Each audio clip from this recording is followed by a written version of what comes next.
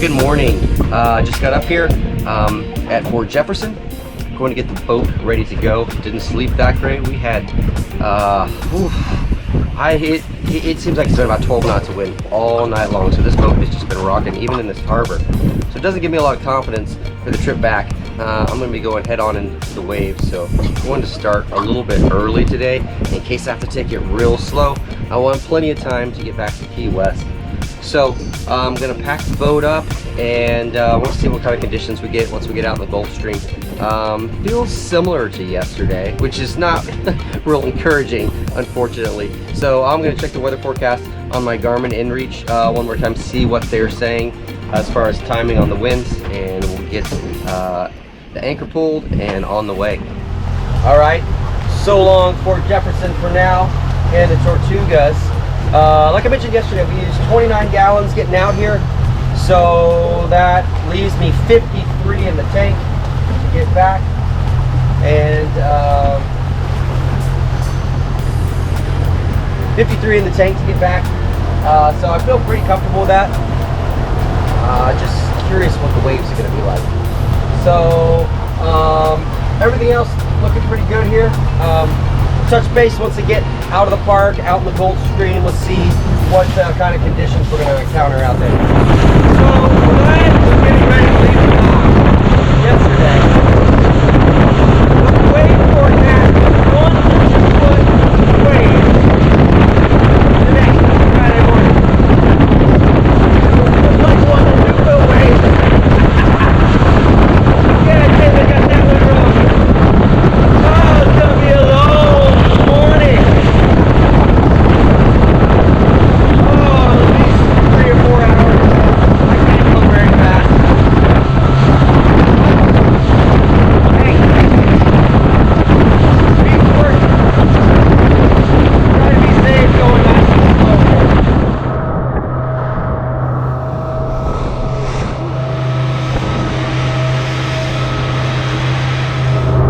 So there's a 40-foot catamaran right off the side here, and they are rocking and rolling pretty decent.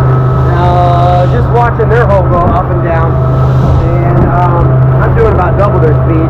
So hey, not too bad for the little Grady-White. A 40-foot boat getting tossed in these waves. So it is frustrating because it's so rough you really can't move. I've got to be braced at all times because you never know when you're going to hit something. I honestly can say that I don't know that I can do this without the autopilot. It is just keeping me right on through these waves. This would be so tiring if I was having to manually steer through this. So I've been going for a while now, pretty slow, only about 13 miles an hour, tell me. It's the only speed I can comfortably get where the boat's not slamming. This seems pretty happy here. So just to get into the Boca Grande channel, where we got some calm waters, I've got another 3 hours of this slop. But that's okay, maybe it'll lighten up a little once we get out of the stream. So we'll check in once we get a little further. Woo!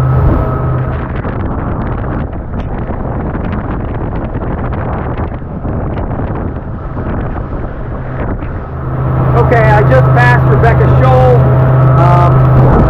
Typically, the Gulf Stream is behind me at this point. So I am noticing it is starting to calm down, thank goodness.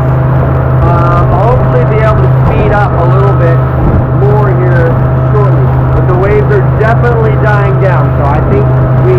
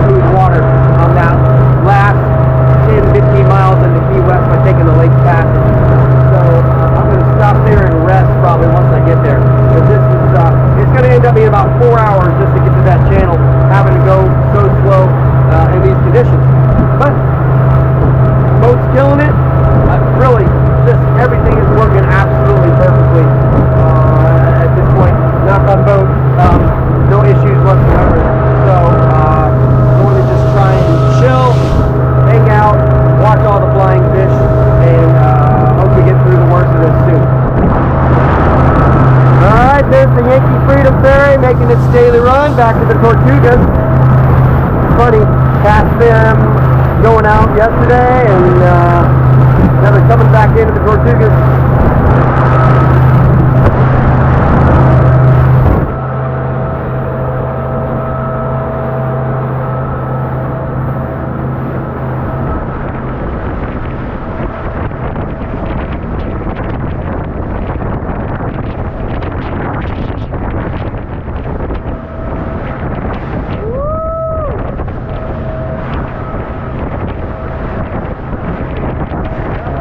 Going at it. I tried to go a little faster, trying it myself, and the boat just doesn't like it. The waves are too close together, it starts pounding, and that would be the benefit of a longer hole. This boat is just too short.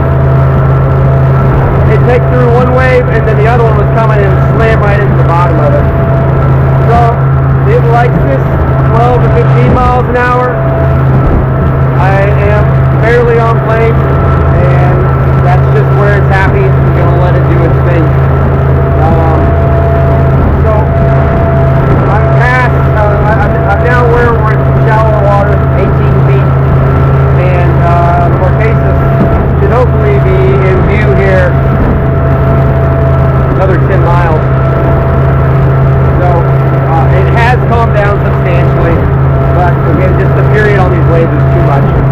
So, there we are. Okay, stop for just a second. I picked up a little bit of seaweed on the motor just to clear it out. But yeah, you get an idea. Like I said, the waves aren't awful out here, but they're awfully close together. So that's making this ride pretty rough. So, take a quick look at the water below us here. It looks just beautiful.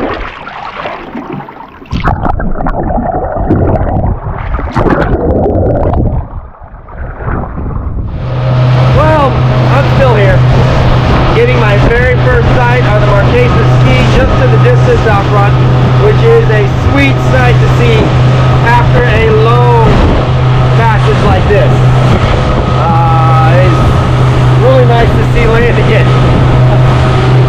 So this trip's taken more than double that it normally would, but that's okay.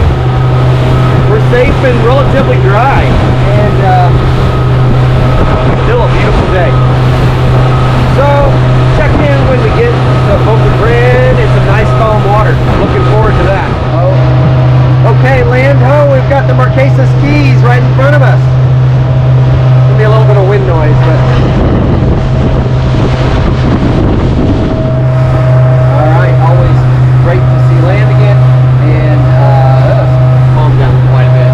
So, able to speed it up a little bit here.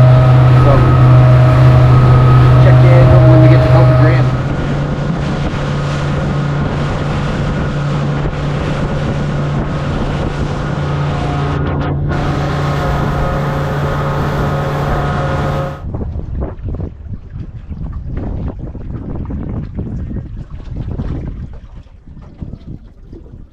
Okay, last stop at Boca Grande here before I'll do the final push on to Key West.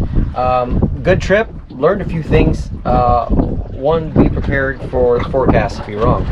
And going into that preparation means make sure you've got enough fuel, because I burned way more fuel than I was anticipating. Still have enough to get back without any problem. Probably a solid 25 to 30 gallons left.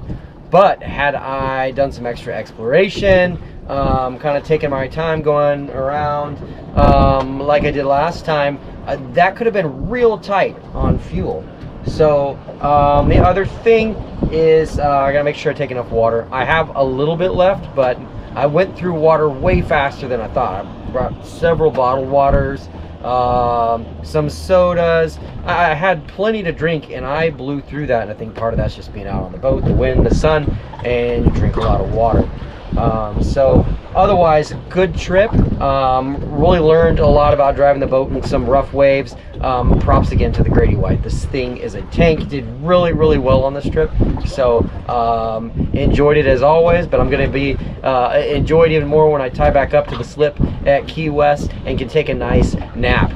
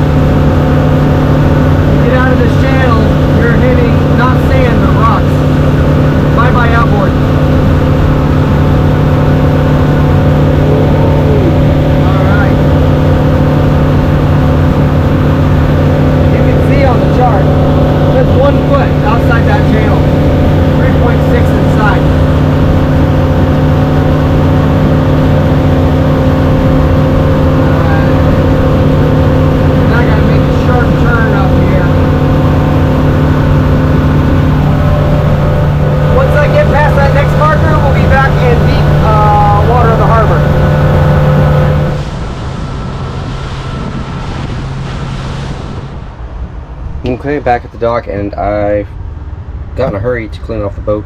Forgot to even look. So here's the total run: 155 miles, 60 gallons.